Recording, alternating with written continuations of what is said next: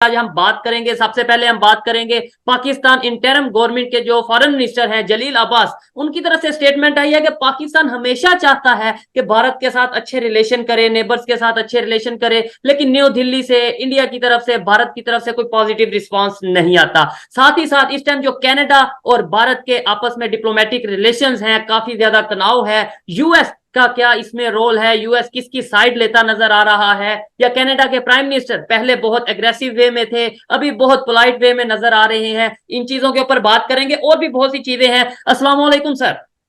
वालेकुम सलाम। Thank you sir, thank you so much. Sir कैसे हैं आप? ठीक है। सबसे फैंटास्टिक। पहले सबसे पहले तो मैं आपको शुक्रिया कहना चाहूंगा कि काफी ज्यादा मसरूफियत होती है आपकी, काफी ज्यादा आप बिजी होते हैं, फिर भी आप इस बंदा ना चीज को टाइम देते हैं, हमारे देखने वालों के लिए टाइम निकालते हैं। बहुत शुक्रिया आपका। माय प्लेजर चौर साहब, आपका, आपकी एनर्जी और खासकर आपके देखने वालों का जो इश्तियाक और उनकी एक्साइटमेंट जो होती है, वो मैं ऑलवेज मिस इट, एंड मैं हमेशा टाइम निकालता हूं आपके लिए चौर साहब। That is very important for me. Sir बहुत शुक्रिया।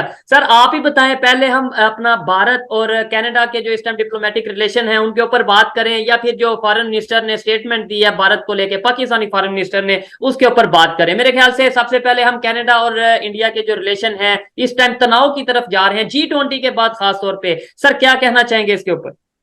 दर हकीकत इसमें मैं आपको इसका थोड़ा सा बैकग्राउंड बताना चाहता हूं कि जस्टिन ट्रूडो साहब को ये क्या जरूरत महसूस हुई और ये सारा सिलसिला है क्या। दर हकीकत इस वक्त वहां पे एक दूसरी पार्टी है जिसको कहा जाता है न्यू डेमोक्रेट पार्टी, जिसके हेड हैं जसप्रीत सिंह।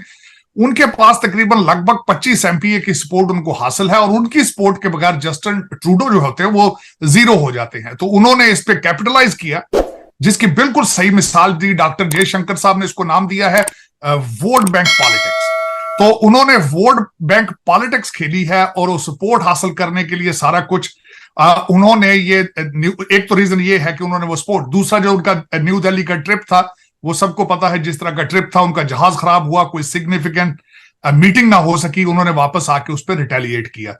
लेकिन उसको मैं समझता हूं कि उन्होंने इससे पहले यही नहीं सोचा कि you are a prime minister of Canada, आपको पहले रिसर्च करनी चाहिए थी, इन्वेस्टिगेशन करनी चाहिए थी, एलिगेशन बेसिस के ऊपर आपको इतना बड़ा ब्लंडर नहीं करना चाहिए था, नंबर वन। अब उसके बाद उन्होंने क्या किया है, उसके बाद उन्होंने जायंट स्टेटमेंट लेने की कोशिश की अमेरिका से और बर्तानिया से, दोनों ने रिफ्यूज किया।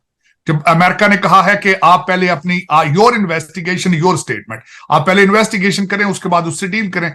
जो बर्तानिया ने स्टेटमेंट दी है, उन्होंने उससे भी लोअर क्लास की स्टेटमेंट दी, उसमें भारत का नाम ही नहीं है। दूसरी उन्होंने ट्राई की, एक ऑर्गेनाइजेशन है फाइव आइज कंट्रीज, उन्होंने उनसे स्टेटमेंट लेने की कोशिश की, वहां से उनको कोई सपोर्ट हासिल नहीं हुई।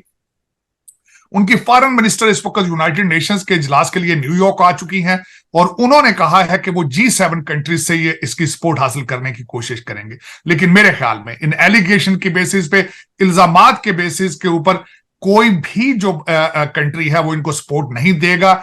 बिलखसूस जब भारत दुनिया की 5वीं बड़ी इकॉनमी हो, तो ये रिस्क कौन लेगा? मेरे ख्याल में इस वक्त Justin Trudeau is in a tight corner, he is under pressure. उन्होंने कर तो लिया है, जिस तरह आपने खुद फरमाया है कि अब वो जो है वो उसके बारे में सोच रहे हैं, टोन डाउन हो चुके हैं। आज उन्होंने कहा है कि मेरा मकसद ये नहीं था कि भारत को प्रवोक किया जाए, लेकिन मेरे ख्याल में अब ट्रेन निकल चुकी है, और इस वक्त जो भारत की तरफ से भी ट्रैवल एडवाइजरी आ चुकी है, उन्होंने भी एक डिप्लोमेट को निकाल दिया है, इन्होंने भी एक डिप्लोमेट को निकाल दिया है।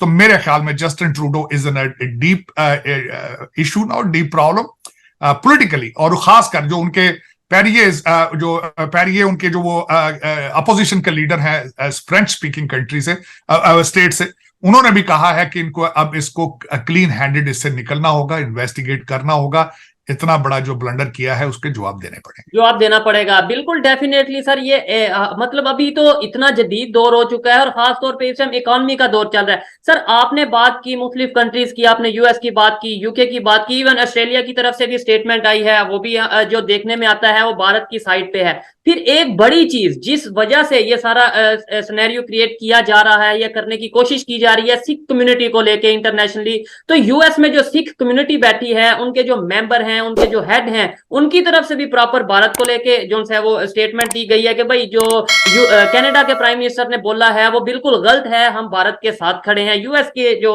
सिख कम्युनिटी है उनकी तरफ से भी यही स्टेटमेंट आई है।